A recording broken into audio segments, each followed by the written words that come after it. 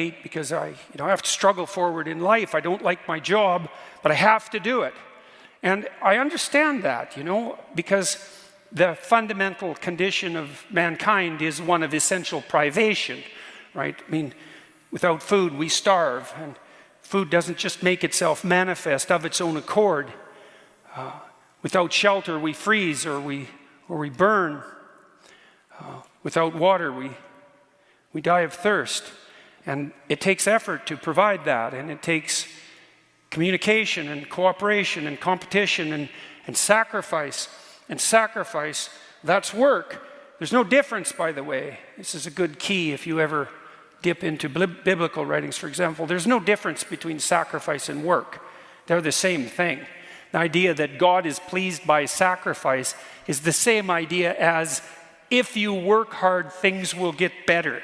It's the precursor to that more secular formulation. Are there sacrifices that please God? Well, what does that mean? It means, are there things you could do now that would put the future right? And the answer is, well, if you work, you say yes, because what you're doing when you're working is sacrificing the momentary pleasures of the present for something approximating medium to long-term survival. And it's not like that's going to make you happy necessarily, although it might keep you alive, which arguably is better than being happy. Happy for a brief while, then dead is not a very good story. That's the story of someone too radically hedonistic and impulsive. And so human beings, we can apprehend ourselves across time, right? We know that you bear a responsibility for who you are right now, and maybe to be happy as you can be in the moment, let's say, or at least as free from catastrophic anxiety and anger and depression as you might be. But that's not good enough, because you have to take account of yourself tomorrow and next week and next month and next year, right? You become an adult. You live across the decades, certainly the years, perhaps the decades, and you have to govern your behavior in the present in the knowledge of your future, with the heavy knowledge of your future self at hand.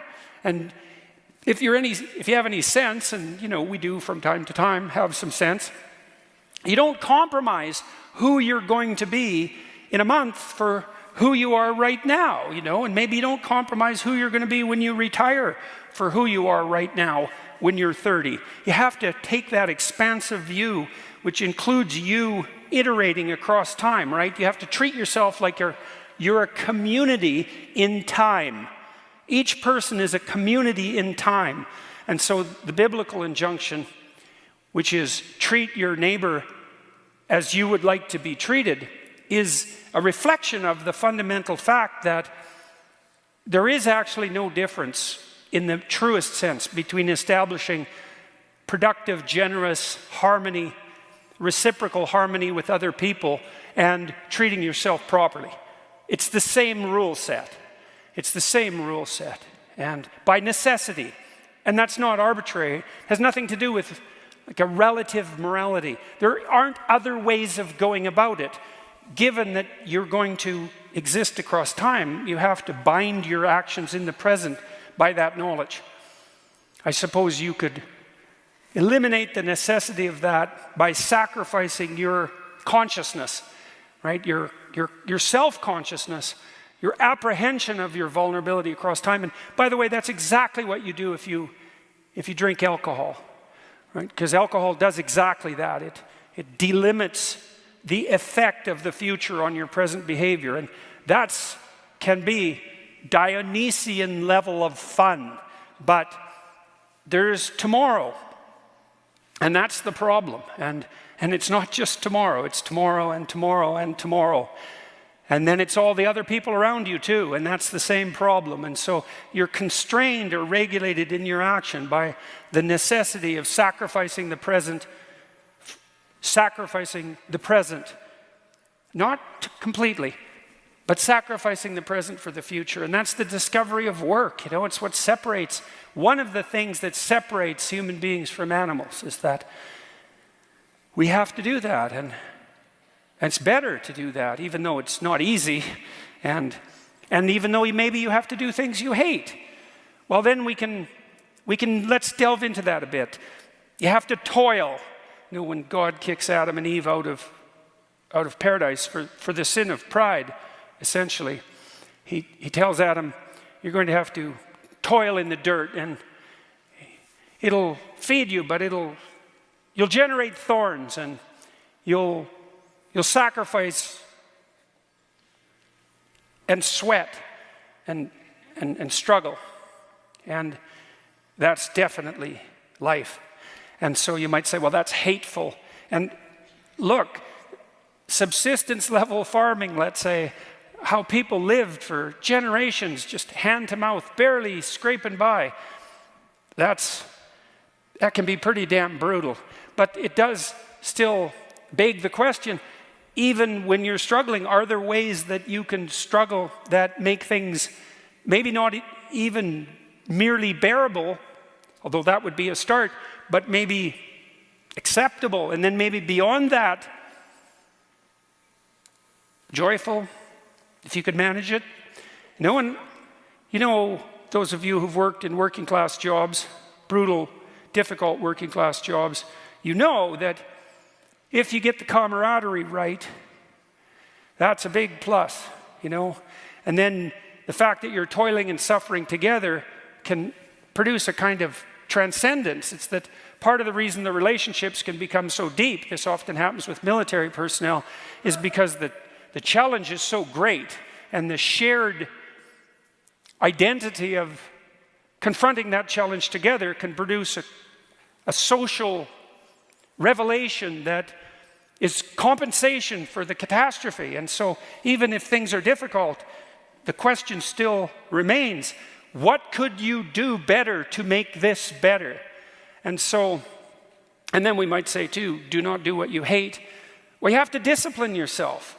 And you know, that means you have to put yourself in harness, and you might strive against that, like a horse that's being broken, and you might say, well, what a catastrophe to break a horse, or to train a dog to pull a sledge, but we have to be disciplined, you know, and to do that, you have to subject yourself to strictures and constraints, and you have to play by the rules. And I suppose, as Nietzsche pointed out, you waste a lot of yourself doing that, you know, by adopting some regulated and disciplined structure. Maybe that's your job, or one relationship instead of many. You know, it's a narrowing and a limiting, but at the same time, it's a fostering of your ability to concentrate with single-minded intensity and purpose on an actual goal instead of a hypothetical plethora of goals. And there's no difference between that and being mature. And being mature is better than being a child, even though we seem to have forgotten that in our culture. Now, there's a step beyond that even, where the injunction is to leave childhood and to become mature, and then to rediscover what you lost in childhood.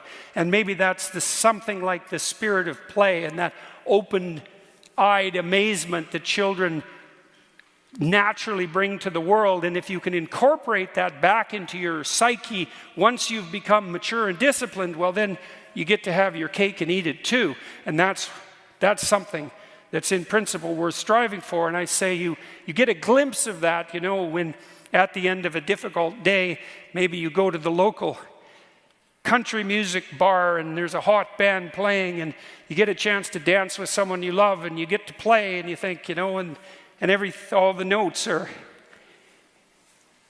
stacked on top of each other perfectly, reflecting the intrinsic harmony of the world itself, you know, and you align yourself with that. You do that with someone you love, and you get that spirit of play infusing you,